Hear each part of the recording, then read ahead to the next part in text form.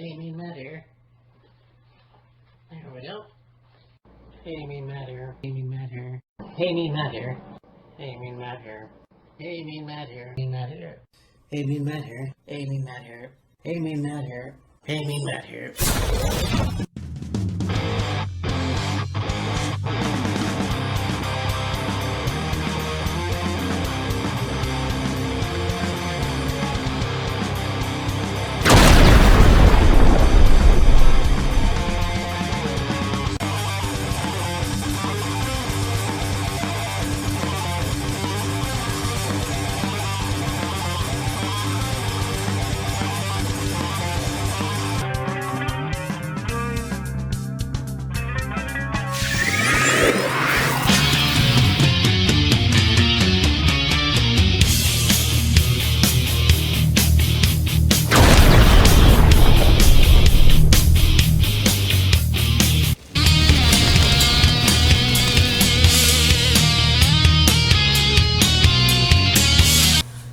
Well, Tables, Ladders, and Chairs 2019 is in the books, and this show was awesome. I mean, yeah, there was a few matches that I would probably, I don't know. It's weird because I'll tell you, well, we'll get to the main event, but this show basically, there were some surprises, and there was some matches that I really thought were what I expected, and I probably wanted to look at how they were what I predicted, I guess. So that's, I guess, how I can put it. So it all started with the pre-show, and we had Humberto Carrillo versus Andrade Cien Almas with Mamacita Zelina Vega. And this was a really good match. You know, I think that Humberto really is one of the best wrestlers of today. Of course, Andrade, I hadn't seen him very much. At least I don't recollect that I have. That's a word I don't use every day. And yeah, unless he's on Raw, I don't see him very much. But this was a really good match. Humberto had busted Andrade open. Humberto was on a tree of woe on the outside, and Andrade went out on the top and jumped down with his knees on Humberto, which really had Zelina shocked. So the match went very well. Humberto hit the Hurricane Rana and got the win. And of course, Zelina and Andrade were arguing after the match. So, yeah, Andrade left Zelina in the ring. So basically, I'm not quite sure what's going on because there might be trouble with those two. And again, I just don't know. So maybe there's a breakup here, and I'm not sure where Zelina's gonna go, but judging by her workouts, she's pretty fucking strong and can hold her own, so who knows. We had the Tables, Ladders, and Chairs match for the SmackDown Championship Tag Team. It was New Day who took on the Revival. This match was really good, you know. Kofi Kingston just pulled out all the stops. You know, Revival were really good at it too. I mean, seeing a backbreaker, you have these guys really beat the shit out of each other. Took it on the outside. You know, this was really good. You had the New Day end up going up and getting the tag team titles and retaining, and so that was good. I really enjoyed that. Like I said, I like the Revival, but to put the titles on them that soon, it wouldn't be very good, to be quite honest. I mean, not right now, anyways. You had what I call the match of the night, Aleister Black versus Buddy Murphy. And this match did not disappoint whatsoever. I mean, those two had one of the best matches of the night, like I said, and Aleister Black got busted open. I think his nose broke. Something happened with his jaw, but these guys really pulled out the stops as well. And they did a little hard hitting, you know.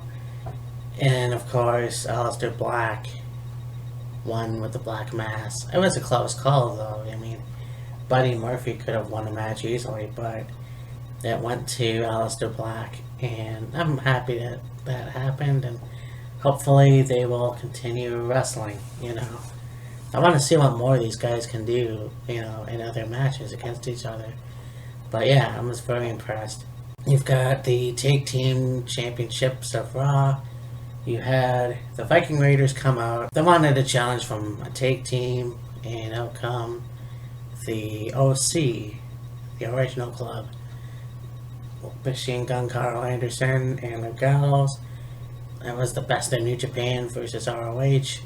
Also, both were in Japan. So, I mean, this match didn't disappoint either. I mean, you got these two guys in the Viking Raiders. You've got Luke Gallows, who really took it to Rowe and giving him, like, potatoing him in the corner. You have Hanson, who flew out of the ring onto the two guys. And, yeah, he was really, you know, agile in the ring as well. And, of course, they hit the Viking Experience for the win, retaining the titles. So, yeah, the first two matches for the tag team titles on the show were pretty cool, you know. It's pretty cool that they actually retained. I want to see what more they can do as the champions. And the New Day are awesome, and the Viking Raiders are awesome. So we had this match for tables, ladders, and chairs.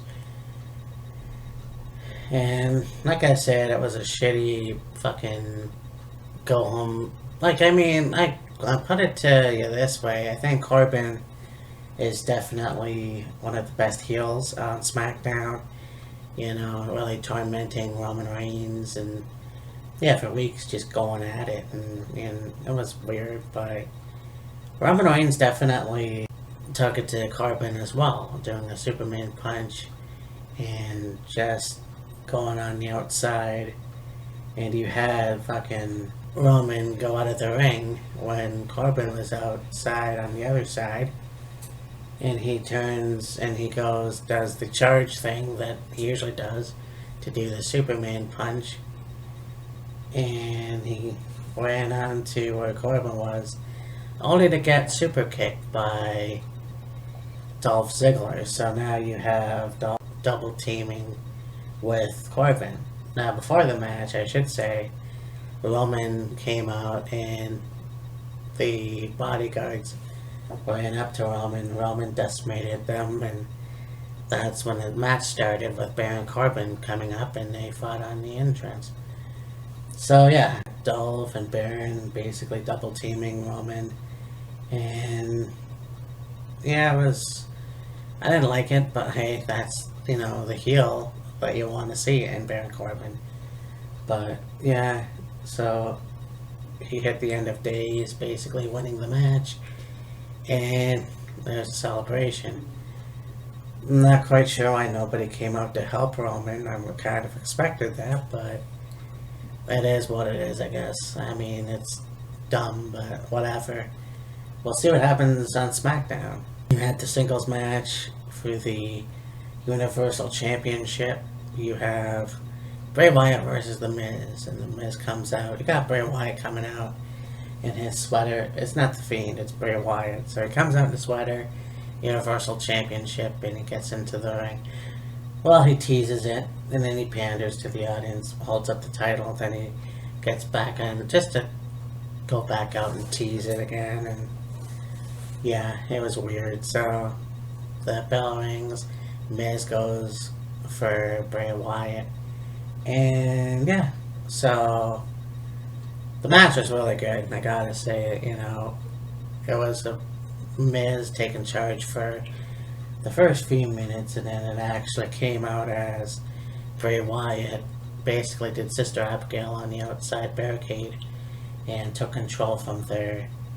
And yeah, match basically ended with Bray Wyatt retaining the title. And then, he's standing in the ring, the lights go out, you have the Fiend on the screen, and then lights going out, lights coming back on, and this guy in red in a hoodie, which you obviously knew who it was, charged Bray Wyatt with the double kick.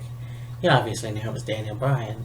So he takes off his hoodie, revealing the new haircut. If Daniel Bryan wanted a haircut, I don't know why they had to go to extreme lengths to do that, but it was kind of a disappointment in that department. But, he looks like the American Dragon again.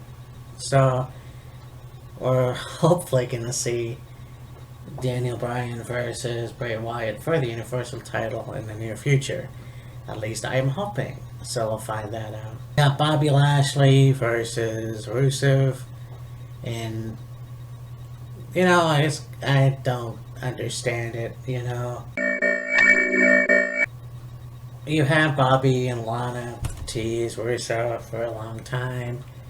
And, you think, okay, Rusev is going to get his revenge at tables, ladders, and chairs. And it's going to be great. And you're going to see Rusev prevail. But no, because you have Bobby Lashley and Lana, Bobby Lashley is basically taking it at first from Rusev. But so Rusev goes out, he takes the table, he brings it into the ring.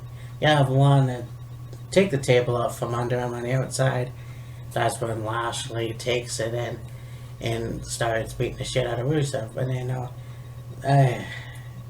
it was really good, but the fact of the matter is you have fucking the tables in one table on one side of the turnbuckle and one table on the other side of the turnbuckle. So Bobby takes Rusev, slams him on the one side, the table doesn't break, and you think, okay, Rusev is going to retaliate, but that, of course, didn't happen.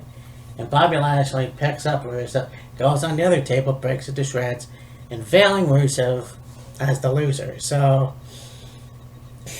I don't get it. I'm just pissed off because what more are they going to do? Because they've already tormented Rusev. What more can Bobby Lashley and Rusev do?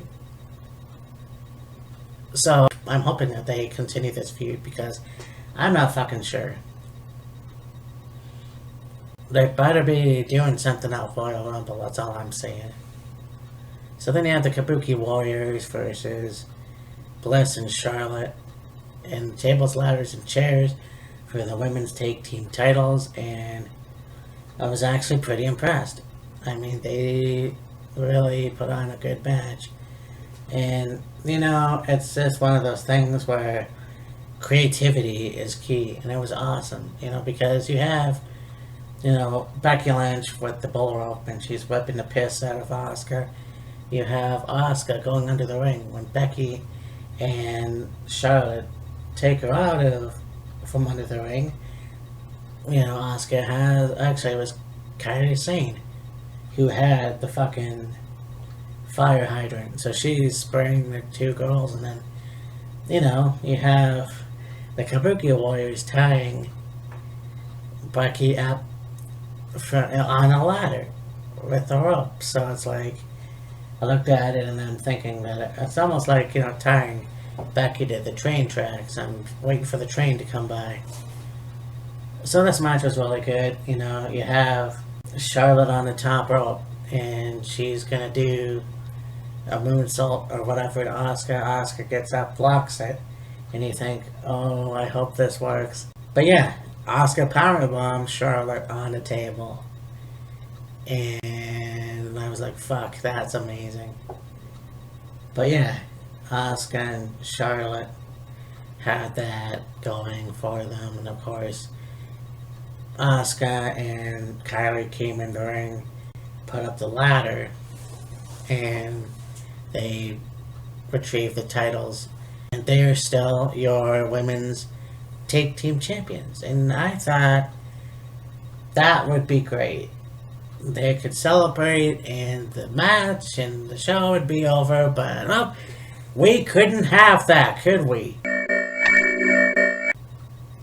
No, we couldn't fucking have that. No, because every woman match that they have that finishes off a pay-per-view or anything like that, we couldn't have that. No, we had to have Roman Reigns and Baron Corbin fight, and then these other wrestlers came into the arena, and then they started fighting and chasing each other, and that took the focus away from the winners of the Women's Tag Team Championship match.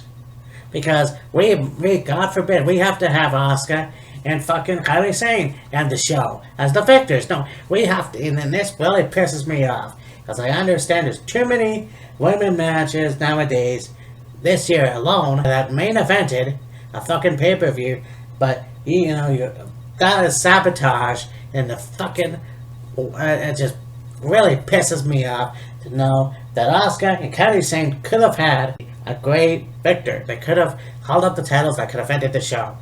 Like, what the point was, I don't know, for Roman Reigns and Baron Corbin to fight even in the middle of the show. After their match, that would have been it. They could have saved that shit for SmackDown, and that would have been it. But no, we have to continue the fight.